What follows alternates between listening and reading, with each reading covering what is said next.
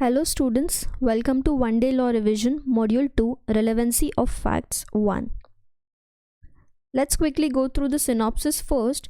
In this module we are going to cover what facts are relevant, मतलब कौन सी चीज़ें जो fact को relevant बनाती है for any issue in proceeding, relevancy of admissions especially in civil cases, that covers section number 17 to 23 and 31, relevancy of confession, that is section number 24 to 30, and what facts are relevant, that is section number 6 to 16. So let's get started. First we will see the distinction between relevancy and admissibility. Relevance क्या होता है, कौन सा provision admissible होता है, ये हमने module 1 में भी देखा था अंडर सेक्शन 5. सो टर्मिनोलॉजीज पता है कि रेलेवेंट मतलब इम्पॉर्टेंट है, एडमिसिबल मतलब जो हम एडमिट करते हैं, मतलब जो हम अप्रूव करते हैं, जो फैक्ट या जो एविडेंस हम कंसीडर करते हैं in the court, that is admissible. Both depends on some conditions, कुछ सेक्शंस है. अभी हम डिस्टिंक्शन इसलिए देख रहे हैं ताकि कंसेप्ट और क्लियर हो. एग्जाम में कंसेप्ट भी आ सकता है, डिस्टिंक्शन भी आ सकता है. तो अगर कंटेंट आ रहा है तो पर्टिकुलर चीज़ लिखना, अगर डिस्टिंक्शन आ रहा है तो दोनों के बारे में लिखना. Relevancy is based on logic and probability, मतलब कितना रेलेवेंट है ये किस पे डिपेंड करता है, लॉजिक पे, on the basis of case to case, and probability. Admissibility की एडमिट करना है या नहीं, that is based on logic but not on strict rules of law. That is not based on logic but on strict rules of law. Section 5 से 55 rule of relevancy को describe करते हैं and section 56 of Indian Evidence Act talks about admissibility. Rule declares what is relevant to be proved, कि relevant है या नहीं ये prove करना पड़ेगा. और यहाँ एडमिसिबिलिटी में रूल क्या बोलता है, court can permit the evidence to be given of a fact only if it is relevant. पहले तो प्रूव करो कि फैक्ट रेलेवेंट है या इररेलेवेंट है. अगर रेलेवेंट है, प्रूव हो गया, तो फिर इट इज़ एडमिसिबल. मतलब ये फर्स्ट प्रोसेस है, ये सेकेंड प्रोसेस है. Rule of relevance means relevant evidence, की एविडेंस तुम्हारा रेलेवेंट है. दे मे बी एडमिसिबल और not. Admissibilities means and method to prove the relevant fact and to keep the evidence limited to relevant fact. अब हमने ये तो देख लिया कि एविडेंस रेलेवेंट है या इररेलेवेंट है, बट उसको एडमिट करना है या नहीं, इट इज़ एडमिसिबल और not, depends on condition. Her relevant evidence को एडमिट करना ज़रूरी नहीं है, बट जो भी एविडेंस एडमिसिबल रहता है या जो हम एडमिट करते हैं, दैट इज़ ऑलवेज रेलेवेंट. मतलब रेलेवेंट एविडेंस में से ही एडमिसिबल एविडेंस बनते हैं. तो relevance evidence not necessary admissible, मतलब जो रेलेवेंट एविडेंस है हम उसको या तो एडमिट करेंगे या नहीं करेंगे, but admissible evidence is always necessarily relevant. So I hope अभी तुमको पिक्चर क्लियर हुआ रहेगा what is relevant and what is admissible. Now further we will see what facts are relevant. For this we are going to, as I said, we are going to see from section number 6 to 16. So we'll start with section number 6. पहला section है, that is section number 6, facts forming part of same transactions. Facts which though not in issue, मतलब ऐसे कुछ facts जो issue में नहीं है but they are connected with fact in issue. मतलब भले ही हम directly connected नहीं है but indirectly जो fact in issue है उससे connected जो facts है, जो सेम ट्रांजैक्शन का पार्ट है, भले ही सेम टाइम पे हो, सेम प्लेस पे हो, या डिफरेंट टाइम पे डिफरेंट प्लेस पे, बट अगर वो रेलेवेंट है तो हम उनको कंसिडर करेंगे.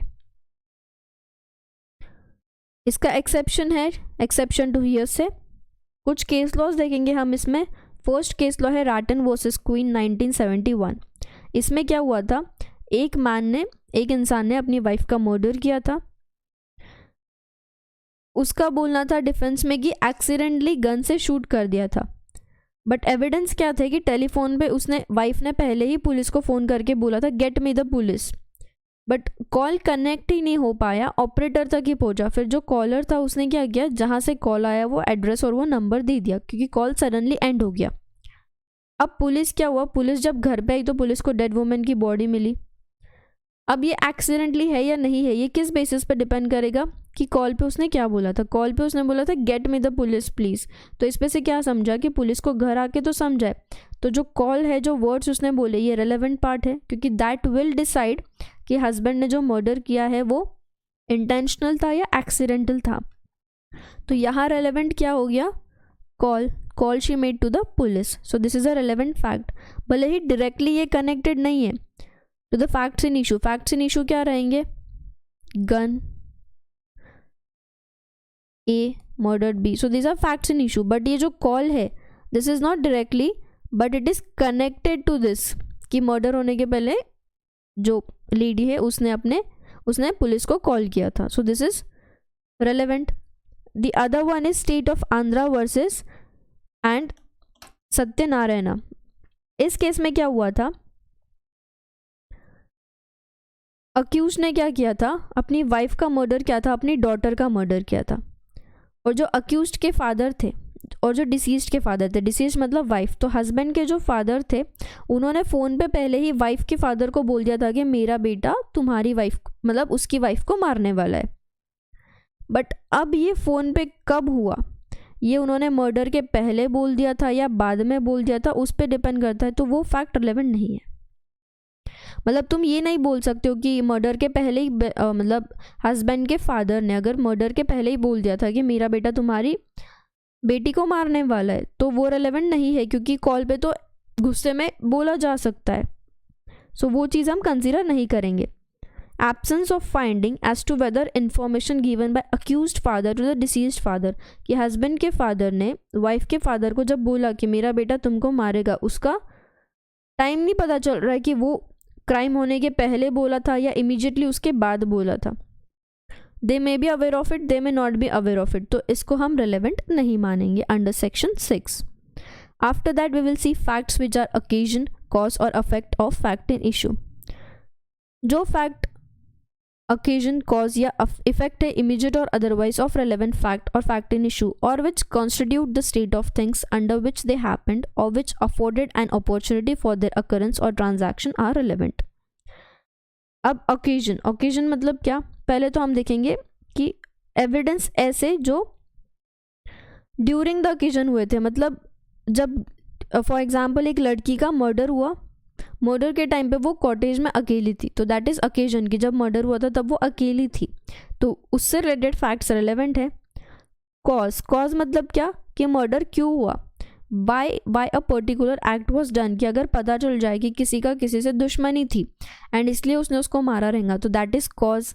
तो वो उससे रिलेटेड कि दुश्मनी क्यों थी, पहले कुछ झगड़ा हुआ था क्या, अगर उससे रिलेटेड कुछ फैक्ट्स मिलते हैं तो वो भी हम रेलेवेंट मानेंगे। अपॉर्चुनिटी, अब अपॉर्चुनिटी क्या है कि तुमको पता था कि दोनों के बीच में कुछ, दो इंसान उनके बीच में कुछ सही नहीं चल रहा है, और एक टाइम था कि जब पॉइजन देना पॉसिबल था, कि मतलब जूस पीने वाली थी, पता है लड़की जूस पीने वाली, तो हमने उसमें कुछ मेडिसिन डाल दी या पॉइजन डाल दिया और उसको मारने की कोशिश की, मतलब यहाँ अपॉर्चुनिटी थी कि तुम उसके जूस में कुछ मिला सकते थे, तो दिस इज़ अपॉर्चुनिटी। या तुमको हैबिट पता थी कि ये टाइम पे जूस पीती है, तो तुमने उसके वही टाइम पे जूस में पॉइजन मिला दिया, दिस इज अपॉर्चुनिटी। ओकेजन मतलब उस टाइम पे क्या हुआ, कॉज मतलब कि क्यों हुआ, कुछ इंटेंशन था। इफेक्ट मतलब कि उसका इफेक्ट क्या हुआ, इमीडिएट और अदरवाइज, और फिर opportunity. So all the fact relating to these terms are relevant as per section 7। उसके बाद मोटिव, प्रिपरेशन एंड प्रीवियस और सब्सिक्वेंट कंडक्ट, कि समझो फॉर एग्जाम्पल ए ने बी का मर्डर किया। अब यहाँ मोटिव क्या था कि मर्डर करने से कुछ मिलने वाला था, तो मर्डर करके सेंस बनता है, तो उस पे से हमको समझेगा कि फैक्ट्स ऑफ द केस क्या है, कि ए बी का मर्डर क्यों करेगा, उससे ए को क्या फ़ायदा होने वाला, तो दैट इज़ हिज मोटिवेशन। फिर उसके बाद प्रिपरेशन, ए ने बी को मारने की कोशिश की थ्रू पॉइजन, बट क्या हो गया, before the death of B A procured poison similar to that which was administered to B is relevant. A ने B को पॉइजन देके मारने की कोशिश की, बट B पॉइजन से मरने के पहले ही पता चल गया कि A ने सिमिलर टाइप का पॉइजन B केस में मिलाया था, मतलब A ने प्रिपरेशन किया था, A was prepared to murder B, तो fact relating to that case are relevant. फिर प्रीवियस और सब्सिक्वेंट कंडक्ट, कि किसी ने फॉर एग्जाम्पल A ने B को मारने की कोशिश की, तो उसके पहले या बाद में क्या कंडक्ट थे, कंडक्ट मतलब ए ने क्या किया था, वो सारे फैक्ट्स रिलेवेंट रहेंगे। कंडक्ट ऑफ एनी पार्टी और any agent to any party, मतलब पार्टी ने खुद से किया हो या किसी एजेंट के थ्रू किया हो, उनका जो कंडक्ट था, जो बिहेवियर था, वो हम एज अ फैक्ट मानेंगे, that will be considered relevant in any suit और proceeding. or in reference to any suit or proceeding, and the conduct of any person, an offense against whom is the subject of any proceeding is relevant. हम उसको relevant मानेंगे if such conduct influences or is influenced by any fact in issue or relevant fact and whether it was previous or subsequent thereto. अब next है section number 9, facts necessary to explain or introduce relevant facts. कि कुछ facts ज़रूरी होते हैं बताने के लिए कि जो हम fact की बात कर रहे that is relevant. For example, facts which support or rebut an inference suggested by a fact in issue or relevant fact. कि मतलब जो तुम्हारा fact in issue है या relevant fact है उसको support करने वाले कुछ facts हैं तो हम उनको relevant मानेंगे. Facts which establish the identity of anything or person. किसी fact से अगर किसी person या thing की identity establish हो रही है तो वो relevant है. Fact जिससे हमको time या place समझ रहा है कि event कब हुआ था तो उस fact को हम relevant मानेंगे. फैक्ट जो रिलेशनशिप बता रहा है between the parties by whom any such fact was transacted तो that fact is also considered as to be relevant. उसके बाद we will see section number 10, things said और done by conspirator in reference to common design. जब reasonable ground है to believe, when there is a reasonable ground to believe कि दो या दो से ज़्यादा लोगों ने क्या किया था, दे कॉन्स्पायर टुगेदर, मतलब साथ में डिसाइड किया था कि हमको ये ऑफेंस करना है या कुछ गलत करना है. अब ये उन्होंने किया, ये उनके पास लिखा हुआ था जहाँ उनका कुछ कॉमन इंटेंशन था. तो जब वो इंटेंशन पहली बार एंटरटेन हुआ बाय एनी ऑफ देम तो वो रेलेवेंट फैक्ट माना जाएगा as against each of the person believe to do to so conspiring as well as for the purpose of proving the existence of the conspiracy as for the purpose of showing that any such person was a party to it. मतलब जब सबने मिलके decide किया है कुछ गलत करना है तो फिर किसी ने भी एंटरटेन किया या किसी ने भी कुछ उससे रिलेटेड कुछ एग्जीक्यूट किया तो अगर हमको कोई फैक्ट्स मिल रहे हैं तो उन फैक्ट्स को हम रेलेवेंट मानेंगे. फिर The evidence of such an act can be given for following two purpose. यहाँ evidence हम क्यों देंगे, दो पर्पस के लिए. कि पहले तो प्रूव करना है कि कॉन्स्पिरेसी एग्जिस्ट करती थी, कि कुछ प्लानिंग हुआ था, and show that a particular person was a party to the conspiracy, कि कॉन्स्पिरेसी थी और बाद में कोई पर्टिकुलर पार्टी उसमें थी. ये दो चीज़ प्रूव करने के लिए जो भी फैक्ट्स मिलते हैं उनको हम रेलेवेंट मानेंगे. Section number 11, when facts not otherwise relevant becomes relevant. कि मतलब फैक्ट्स रेलेवेंट नहीं थे अदरवाइज बट अब वो रेलेवेंट बन गए. If they are inconsistent with any fact in issue और रेलेवेंट फैक्ट, मतलब जो हमारा फैक्ट इन इशू था या रेलेवेंट फैक्ट था ये उससे इनकन्सिस्टेंट है, मतलब कुछ दूसरी कहानी बता रहे तो फिर हम वो फैक्ट को रेलेवेंट मानेंगे. इफ़ बाय देमसेल्फ और in connection with other fact they make the existence और non existence of any fact in issue और रेलेवेंट फैक्ट हाईली प्रोबेबल और improbable.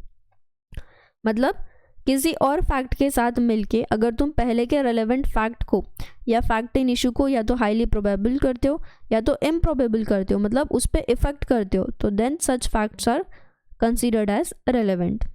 That was section number 11. After that, section number 12, in suit for damages, facts tending to enable court to determine amount are relevant. कि for example civil proceeding चल रहा है, damages claim कर रही है party दूसरी party से, तो जो भी फैक्ट्स कोर्ट को डैमेज कैलकुलेट करने में, काउंट करने में, अमाउंट ऑफ डैमेज फिक्स करने में हेल्प करते हैं वो फैक्ट को हम रेलेवेंट मानेंगे. फैक्ट्स रेलेवेंट व्हेन राइट और custom is in question. Section number 13, जहाँ क्वेश्चन किस चीज़ पे है, राइट पे या कस्टम पे, तो किस फैक्ट को हम रेलेवेंट मानेंगे. The following facts are relevant. पहला, any transaction by which the right और custom in question was created. ऐसा कोई ट्रांजैक्शन जिससे राइट या कस्टम पे क्वेश्चन आया था उससे रिलेटेड फैक्ट्स को हम रेलेवेंट मानेंगे.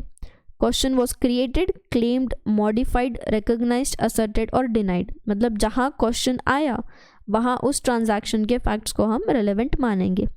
Particular instances in which the right or custom was claimed, recognized or exercised or in which its exercise was disputed, asserted or departed from. तो हम ऐसे फैक्ट्स को रेलेवेंट मानते हैं अंडर सेक्शन नंबर 13. अब यहाँ एक इलस्ट्रेशन देखते हैं कि ए के पास राइट है फिशरी का. एक डीड हुआ था कि जहाँ ए के एंसेस्टर्स ने ए को कुछ मॉर्गेज किया था ए के फादर को कि अब वो फिशरी कर सकता है. सब्सिक्वेंट ग्रांट ए के फादर को मिला था. अब क्या हुआ, ए के फादर के पास राइट था जो उन्होंने एक्सरसाइज किया, बट अब ए के नेबर्स उसको स्टॉप कर रहे फ्रॉम एक्सरसाइजिंग द फैक्ट। तो अब यहाँ कस्टम क्या चलता आ रहा है कि ए के एंसेस्टर्स उसी जगह पे फिशिंग कर रहे, तो उस कस्टम को हम रेलेवेंट मानेंगे। ए के पास राइट है फिशिंग का, क्यों? क्योंकि ए के एंसेस्टर्स फिशिंग करते आ रहे थे। सो अंडर सेक्शन 13 हम उसको रेलेवेंट फैक्ट मानेंगे कि ए, मतलब ए बोल सकता है कि उसके नेबर ने अगर केस किया है कि you can not fish in this area, तो ए बोल सकता है कि कस्टम चलता आ रहा है, ये मेरा राइट है, तो इसको हम रेलेवेंट फैक्ट मानेंगे। After that we have section number 14, fact showing existence of state of mind और ऑफ बॉडी और बॉडीली फीलिंग। मतलब फॉर एग्जाम्पल ए ने बी का मर्डर किया, सेम केस। अब इस पे से अगर हमको इंटेंशन समझ रहा है, नॉलेज समझ रहा है, गुड फेथ, नेग्लिजेंस, रैशनेस। अब गुड फेथ का एग्जाम्पल क्या ले सकते हैं? ए और बी पार्टनर्स है। अब बी के बिजनेस रिलेटेड कुछ लॉसेस थे, पर्सनल बिजनेस रिलेटेड। ए ने उसमें कुछ तो डिसीजन ले लिया in good faith to minimise the loss. अब ए ने गुड फेथ में किया बट लॉस बढ़ गया, तो इन दैट केस अगर गुड फेथ में किया था तो हम इंटेंशन भी कंसीडर करेंगे। A will have to pay the damages to be for sure, but हम इंटेंशन कंसीडर करेंगे एज अ रेलेवेंट फैक्ट। अगर ये प्रूव कर पाता है कि उसके इंटेंशन सही थे तो डैमेजेस का अमाउंट कम होता है। So in that case state of mind, knowledge, negligence, rashness, ill will और गुड विल, ये सब चीज़ें हम कंसीडर करेंगे। So this facts are relevant. Facts bearing on questions whether act was incidental और एक्सीडेंटल और इंटेंशनल, सेक्शन 15। जहाँ वो हमने हस्बैंड वाइफ का केस देखा था, हस्बैंड बोल रहा था कि it was accidental, but wife के कॉल्स बता रहे थे कि दैट वाज इंटेंशनल। तो जो भी फैक्ट्स चीज़ को प्रूव करते हैं कि वो एक्सीडेंटल था या वो इंटेंशनल था, वो सारे फैक्ट्स को हम रेलेवेंट मानेंगे। When there is a question whether an act was accidental or intentional, facts which form part of series of similar occurrences in each of which the person doing the act was concerned is relevant। कि जो भी person ने किया that was accidental or intentional, उससे related सारे facts को हम relevant मानेंगे। Existence of course of business when relevant। When there is a question whether a particular act was done, existence of any course of business according to which it naturally would have been done is a relevant fact। Section number 17, we have covered section number 6 to 16, that is what facts are relevant। अब हम देखेंगे relevancy of admissions। Admission क्या है? section number 17। Admission मतलब क्या? Admission is a statement which suggests any inference as to any fact in issue or relevant fact and which is made by any person and under the circumstance herein maintained। Inference मतलब include करना। किसी fact को जब हम include करते हैं तो हम उसको एडमिशन मानेंगे कि हमने उस स्टेटमेंट का, उस फैक्ट का एडमिशन किया है। अब ये स्टेटमेंट ओरल हो सकता है, डॉक्यूमेंट्री मतलब रिटन रिकॉर्ड्स, और कंटेंट इन इलेक्ट्रॉनिक फॉर्म या इलेक्ट्रॉनिक फॉर्म में हो सकता है। और ऐसे किसी स्टेटमेंट को या किसी फैक्ट को जब हम कोर्ट के सामने रख रहे हैं, जो भी फैक्ट इन इशू या रेलेवेंट फैक्ट है, ऑलवेज रिमेंबर रेलेवेंट फैक्ट ही एडमिसिबल हो सकता है। तो दैट टाइम सेक्शन नंबर 17 बोलता है कि जिस फैक्ट को हम कोर्ट के सामने रखते हैं that is admission. Admissibility, substantive evidence of the fact admitted, while a previous statement used to contradict a witness does not become substantive evidence and merely serves the purpose of throwing doubt on the veracity of the witness। अब कब admission admissible है, उसके कुछ points है। When admission are admissible, कि कब हम उसको admissible मानेंगे। पहले तो admission clear और unambiguous होना चाहिए। क्लियर क्यों होना चाहिए? Because of following reasons, as a waiver of proof, as statement against interest, as contradictory statement, as evidence of truth. कि अगर प्रूफ है तो हम उसका एडमिशन करेंगे। स्टेटमेंट अगेंस्ट इंटरेस्ट, की जो इंटरेस्ट था फर्स्ट पार्टी का उसके अगेंस्ट में है तो हम इंक्लूड कर देंगे। As a contradictory statement to the first fact in issue, and as an evidence to truth, evidence of truth, कुछ सच का एविडेंस है वो, तो फिर हम उसको इंक्लूड करेंगे। Persons who can make admission, अब हमको क्या लगता है कि कौन से पर्सन्स एडमिशन कर सकते हैं? पहले तो पार्टी टू द प्रोसीडिंग, जिसने केस फाइल किया। पार्टी टू द प्रोसीडिंग में डिफेंडेंट और प्लेंटिफ आती है। फिर अगर किसी पार्टी का कोई ऑथराइज्ड एजेंट है या लीगल रिप्रेजेंटेटिव है, या किसी पार्टी का प्रोप्राइटरी या पेक्यूनरी इंटरेस्ट है, या कोई पार्टी ऐसी पोजीशन में है कि वो पार्टी कोई रेलेवेंट फैक्ट ला सकती है. So all this parties can claim या can make admission of the fact और evidence. Admission by party to proceeding और इज एजेंट और by suitor in representative capacity. तो स्टेटमेंट कौन कौन बना सकता है? Statement made by party interested in subject matter. जिस भी पर्सन का प्रोप्राइटरी या पेक्यूनरी इंटरेस्ट है वो पार्टी क्या कर सकती है? स्टेटमेंट दे सकती है. Person from home interest derived. अब जिस पर्सन से ऊपर दिए वाली पार्टी को इंटरेस्ट मिल रहा है तो वो पर्सन जो इंटरेस्ट दे रहा है, जहाँ से इंटरेस्ट डिराइव्ड हो रहा है, that person is also party and he can also make a statement. Admission by persons whose position must be proved as against party to suit. Section 19. Statement made by person whose position or liability it is necessary to prove as against any party to the suit are admissions. कि जहाँ prove करना पड़ रहा है वहाँ पे वो party admission कर सकती है because he is a party to the issue. We are on section number 19. If such statement would be relevant as against such person, अगर वो statement relevant है तो फिर that could be brought by or against them. तो फिर वो person क्या कर सकता है? वो statement दे सकता है and that will be brought by him. एक example लेते हैं. A क्या करता है? B से rent collect करता है. ठीक है. A undertakes to collect rent from B. B ने A को sue किया. क्यों? क्योंकि A C से तो rent नहीं लेता है जो कि बी को मिलने वाला था. तो ए क्या बोलता है? सी बी को देने वाला था तो मैं क्यों कलेक्ट करूँ? ए का काम है बी से रेंट लेना तो ए बी से लेगा. बी क्या बोल रहा है? बट मुझे सी से मिलने वाला था तो तुमने सी से लेना चाहिए. तो एक स्टेटमेंट है कि सी बी को रेंट देता है. ये एक रेलेवेंट फैक्ट है कि सी बी को रेंट देता है, मतलब बी को सी से रेंट आता है. इसके वजह से सी ने बी को रेंट नहीं दिया और अब बी ने ए को नहीं दिया. मतलब सी एक ऐसी पार्टी है जहां उसकी लाइबिलिटी है. That is one of the reason कि बी ए को रेंट नहीं दे रहा है. तो यहाँ पे सी के जो भी स्टेटमेंट्स है या बी जो क्लेम कर रहा है उसको हम रेलेवेंट फैक्ट मानेंगे. After that section number 20. Admission by person expressly referred to by party to suit. Statements made by person to whom a party to the suit has expressly referred for information in reference to a matter in dispute admissions. A ने B को बोला C को पूछो, C को हर चीज़ पता है. तो अब C का स्टेटमेंट भी एडमिशन मानेंगे. मतलब एक्सप्रेसली रेफर किया था. A ने B को एक्सप्रेसली बोला था कि हर चीज़ C को पता है, गो एंड आस्क C. तो यहाँ C का नाम एक्सप्रेसली आया है तो अब C जो भी चीज़ बोलेगा तो उस फैक्ट को हम रेलेवेंट मानेंगे और हम उसको एडमिट करेंगे. Proof of admissions against person making them and by और them behalf. Section number 21. Admissions are relevant and may be proved as against the person who makes them. Admissions तो relevant होते ही है. We have already seen in difference between admission and relevancy. Against the person who makes them or his representative in interest, but they cannot be proved by or on behalf of the person who makes them or by his representative in interest except in following cases. मतलब ये कुछ cases में proof हो सकते हैं but otherwise they cannot be proved.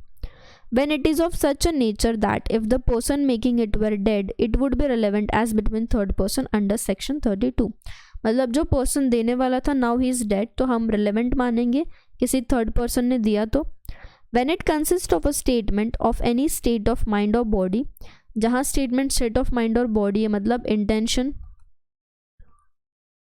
Goodwill etcetera, तो वहाँ पे हम कंसिडर करेंगे. And it is accompanied by conduct rendering its falsehood improbable. Admission may be proved by or on behalf of the person making it if it is relevant otherwise than as a admission.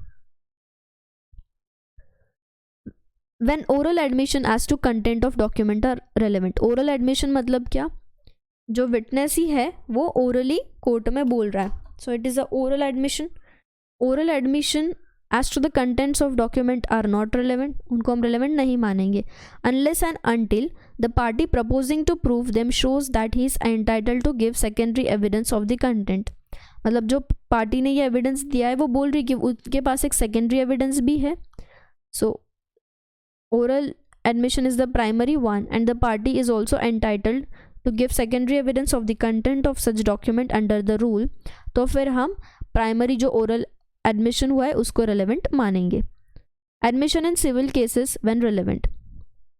In civil cases no admission is relevant if, कब relevant नहीं होता है, अगर वो एक express condition पे दिया गया है that evidence of it is not to be given. अगर कोई एक्सप्रेस कंडीशन है कि एविडेंस नहीं देना है तो फिर हम उसको रिलेवेंट मानेंगे.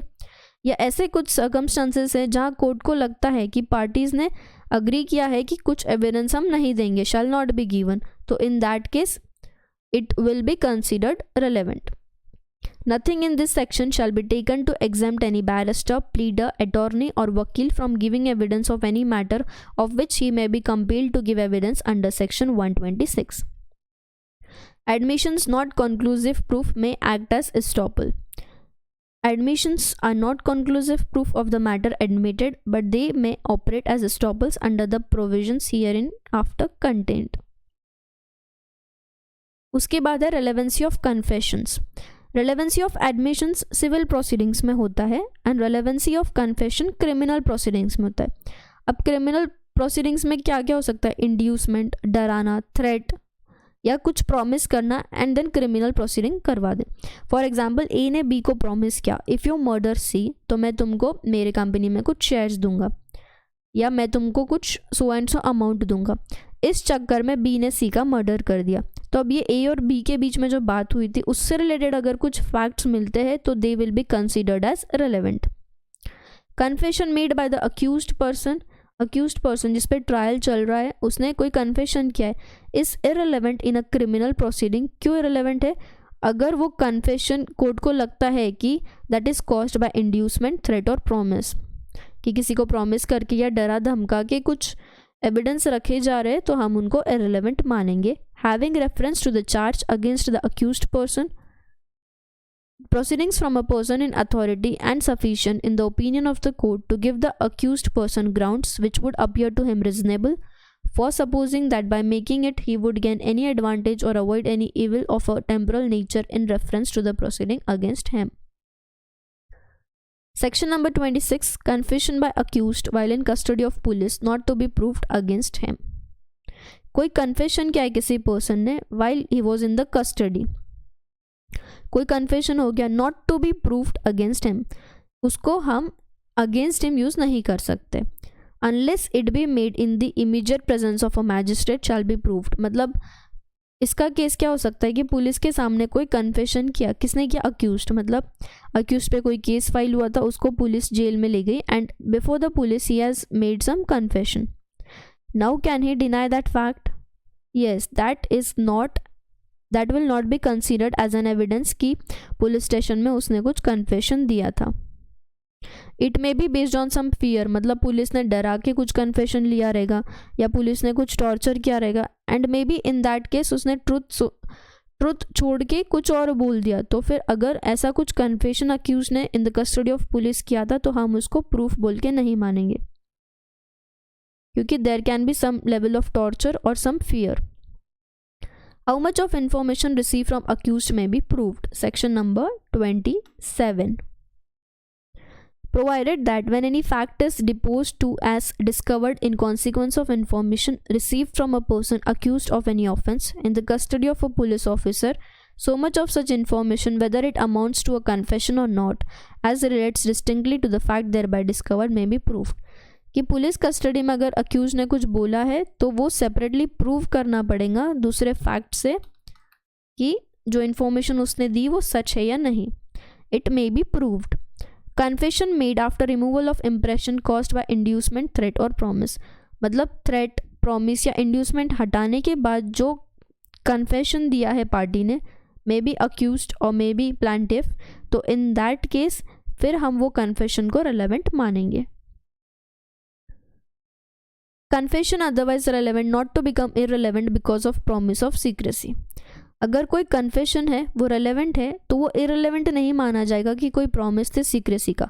मतलब कहीं किसी ने प्रॉमिस किया था कि वो ये बात नहीं बताएगा but now he is confessing, तो फिर हम उसको रेलेवेंट मानेंगे. In consequence of a deception practiced on the accused person for the purpose of obtaining it or when he was drunk or because it was made in answer to question which it need to not have been answered, whatever may have been form of those questions, or because he was not warned that he was not bound to make such confession and that evidence of it might be given against him. मतलब अगर accused को बोला गया था कि कुछ चीज़ें उनको कन्फेस नहीं करनी है, क्यों? क्योंकि उसको कोर्ट या अदर पार्टी उसके अगेंस्ट यूज़ कर सकती है बाय प्रोवाइडिंग द एविडेंस, फिर भी अगर उन्होंने कर दिया तो दैट विल बी इररिलेवेंट. वो इररिलेवेंट इसलिए नहीं माना जाएगा कि अक्यूज्ड को बोला गया था कि you don't have to disclose this and तुमको उसको सीक्रेट रखना है, या अक्यूज्ड ड्रंक था and he told all the information, he was not in the sound condition, so उस टाइम पे हम उसको इररिलेवेंट नहीं मानेंगे. It will be considered as relevant only. Consideration of proved confession affecting person making it and others jointly under trial for same offense. जहाँ persons को लगता है when more persons than one are being tried jointly for the same offense and a confession made by one of such person affecting himself and some other of such person is proved, court may take into consideration such confession as against such other person as well as against the person who makes such confession. Explanation: offense as used in the section includes the abatement or attempt to commit offense. मतलब जहाँ एक से ज़्यादा लोगों ने jointly try किया था एक ही गलती का और एक ने कन्फेस कर लिया and some other the confession is made by one of such person affecting himself and some other of such person is proof, तो कोर्ट क्या करेगा? कन्फेशन कंसीडर करेगा एंड बाकी के लोगों को भी पूछा जाएगा. मतलब कन्फेशन जो एक ने कन्फेस कर लिया है दैट विल बी रिलेवेंट, और अगर उसने खुद के साथ दूसरों का भी कन्फेस किया है तो that fact will also be considered relevant. अब एक डिस्टिंक्शन देखेंगे हम एडमिशन और कन्फेशन के बीच में. पहले हमने देखा relevancy of admission, after that we saw relevance of confession. हमने क्या देखा कि कब फैक्ट्स को हम एडमिट करेंगे या कन्फेशन के केस में कब हम उनको रिलेवेंट मानेंगे. सो एडमिशन में हमने नॉर्मली सिविल नेचर का देखा था, कन्फेशन में criminal nature. Admission is the genius, confession is piece, hence all confession are admission but admissions are not confessions. मतलब सारे कन्फेशंस को हम एडमिशंस मानेंगे बट एडमिशंस को कन्फेशंस नहीं मानेंगे. Admission is applicable to a statement oral और in writing made by a party on civil side. जहाँ सिविल साइड है वहाँ एडमिशन होता है. Confession is for admission of guilt made in the criminal side, जहाँ guilt का admission criminal side में हो रहा है. Admission is not conclusive proof of the matter admitted. कोई कंक्लूसिव मतलब स्ट्रॉन्ग प्रूफ नहीं है. It is always रिब्यूटेबल. रिब्यूटेबल मतलब कोर्ट का अजम्पशन है. It is at the discretion of the court. Confession if voluntary and free may be in the discretion of the judge or magistrate by itself be accepted as conclusive proof of matter confessed and is alone sufficient to warrant a conviction. अकेला ही sufficient है, primary evidence है. An admission may be proved by or on behalf of the person making it. Admission कौन prove कर सकता है? जो person बना रहा है या जिसके behalf पे कोई fact रखा गया है, that person can prove. But a confession always goes against the person making it. Confession हमेशा उस पर्सन के अगेंस्ट जाता है. Admission may be made by an agent या legal representative in the course of business. But यहाँ agent के case में क्या बोला है? While an agent can never make the confession of an offence against a court defendant. कि defendant के against में एजेंट कभी भी कन्फेशन नहीं कर सकता. Admission by one of the several defendant in suit is not evidence against other defendants. मतलब अगर 3-4 डिफेंडेंट्स है और किसी एक डिफेंडेंट के अगेंस्ट कुछ एडमिशन हुआ है तो वो सारे लोगों पे नहीं लगता. बट कन्फेशन में क्या है? जहाँ एक से ज़्यादा अक्यूज्ड है और किसी एक अक्यूज ने कन्फेस कर लिया है तो बाकी सब पे भी कंसिडर किया जाएगा against the all, against the co-accused. So this was the difference between admission and confession. I hope तुमको ये टॉपिक समझा है. Again one of the important topic, एक बार सिनॉप्सिस देखते हैं कि हमने क्या क्या कवर किया है. In this we have covered what facts are relevant. हमने डिस्टिंक्शन देखा रेलेवेंसी और एडमिसिबिलिटी के. फिर रिलेवेंट फैक्ट्स देखे section number 6 to section number 16. Relevancy of admission 17 to 23. Relevancy of confession 24 to 30. जब भी इस पर क्वेश्चन आ रहा है गिव एन एग्जाम्पल. ज़रूरी नहीं है केस लॉ देना, केस लॉ आता है तो इट्स गुड, अदरवाइज तुम A एंड B ऐसे नाम दे के भी एग्जाम्पल्स दे सकते हो. I hope you are clear with the topic. Thank you.